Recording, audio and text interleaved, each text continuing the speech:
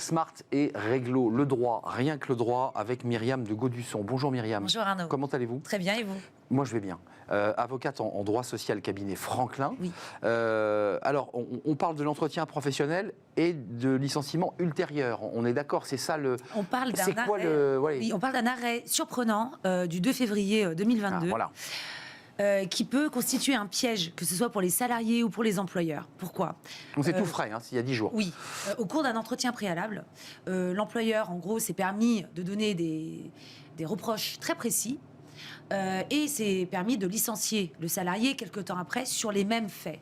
Donc sur la base de l'entretien préalable... Sur les faits qui étaient mentionnés lors de l'entretien préalable. Il y a une règle en droit social selon laquelle il est interdit de sanctionner un salarié 2 fois pour les mêmes faits. Oui, Eh bien, comme en droit pénal d'ailleurs. et le licenciement a été considéré sans cause réelle et sérieuse. Ce qui signifie qu'aujourd'hui, si on ne fait pas attention aux mentions qu'on indique lors de l'entretien préalable... Alors l'entretien préalable, pour ceux qui nous regardent, c'est quoi exactement? Alors l'entretien préalable, c'est l'entretien préalable au licenciement. C'est ça, donc on vous convoque. Exactement. On peut être accompagné d'un délégué du personnel. Absolument. On est d'accord. Et on a aussi l'entretien annuel qui est obligatoire. Alors ça c'est autre chose, c'est pour faire le bilan de son année. Exactement. Et en fait, l'employeur aujourd'hui doit naviguer entre, lorsqu'il est face à une situation problématique avec un salarié, il doit naviguer entre les mentions de l'entretien annuel et il doit prendre soin de ne pas mentionner les mêmes faits lors de la procédure de licenciement. J'y vois plus clair. Oui. Donc il y a un malentendu sur cet arrêt du 2 février parce qu'on ne sait pas si ça a été effectué dans le cadre d'un entretien annuel ou d'un entretien préalable. Parce qu'une fois qu'on est un entretien préalable, on sait qu'on va être licencié.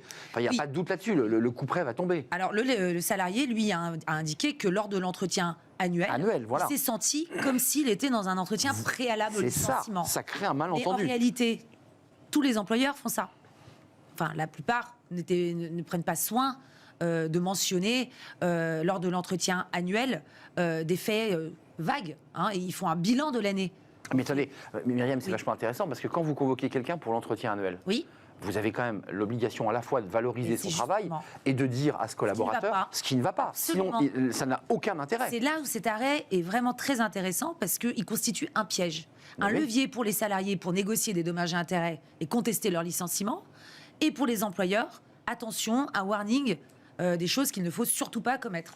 C'est ça, c'est très intéressant. Alors, ça faisait référence à un arrêt qui avait l'arrêt de Besançon du 7 janvier 2020, c'est ça, parce que l'arrêt du 2 février 2022 a été renvoyé faisait référence à un premier arrêt. Et alors, lors de cet arrêt, effectivement... Et là, il y a un cas concret, là. Oui, l'employeur avait dit, mais attendez, lors d'un avertissement... averti, il est averti, oui, d'accord. On respecte une procédure, on doit convoquer le salarié, aussi, on doit lui permettre de se faire représenter.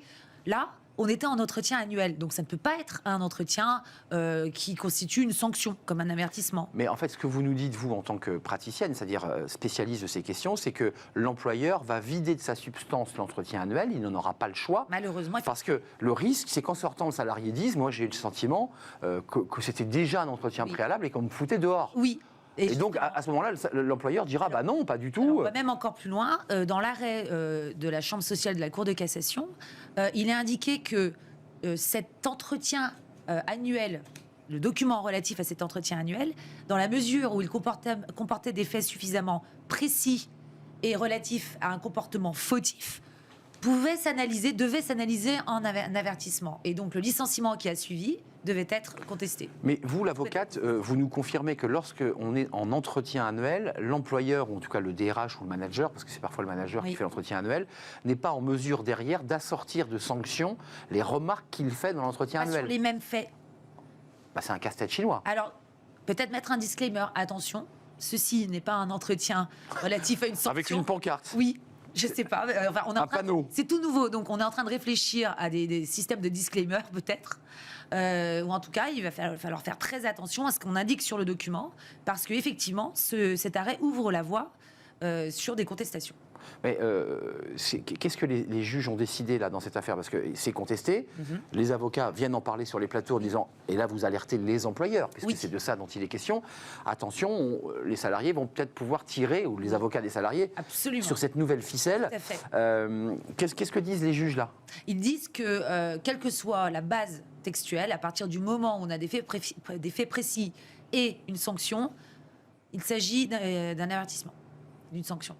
Donc le juge considère et donne raison Confirme. aux salariés que lorsqu'on fait une remarque à un salarié dans l'entretien annuel, une remarque appuyée sur « tu n'es pas arrivé suffisamment à l'heure dans ma boutique » par exemple, il peut être interprété comme un élément de l'entretien préalable. C'est vrai. Alors, c'est incroyable. Les faits sont intéressants parce que il est vrai que lorsque l'on regarde ce qui est mentionné dans cet entretien d'évaluation annuel, on fait des reproches. Il s'agissait d'un responsable plateforme d'un office de l'habitat.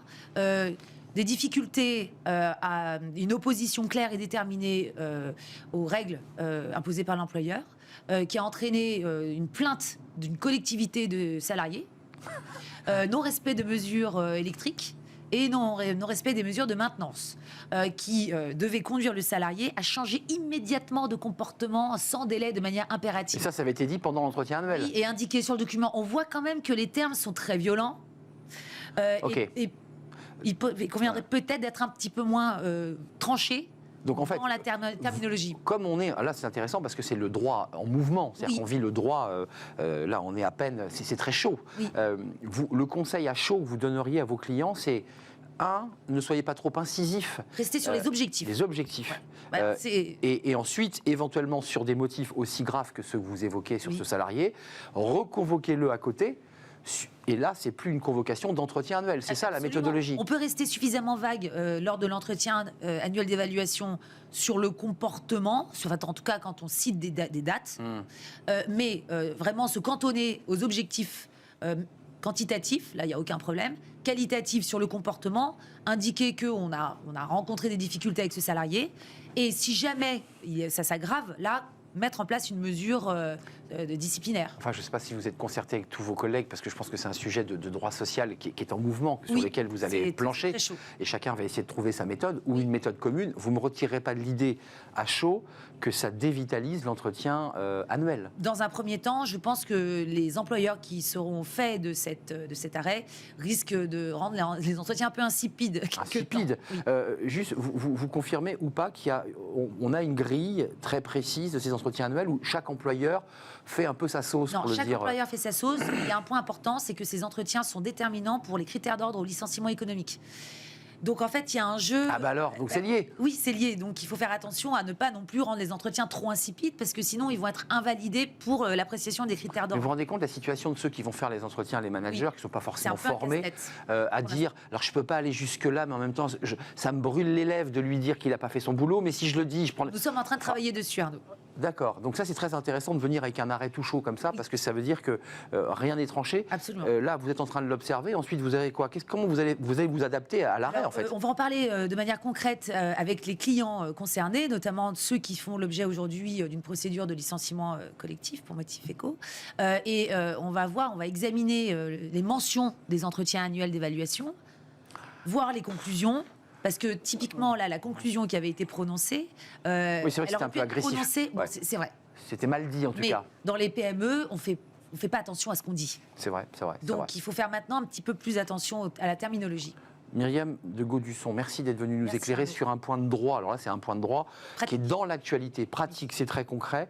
Avocate en droit social, cabinet Franklin. Et pour ceux qui s'intéressent au droit, et je sais que vous êtes très nombreux, c'est un arrêt de la Cour de cassation qui a été rendu le 2 février 2022. Et pour les étudiants qui veulent fouiller, c'était l'arrêt de Besançon du 7 janvier 2020 sur ce salarié qui visiblement faisait n'importe quoi.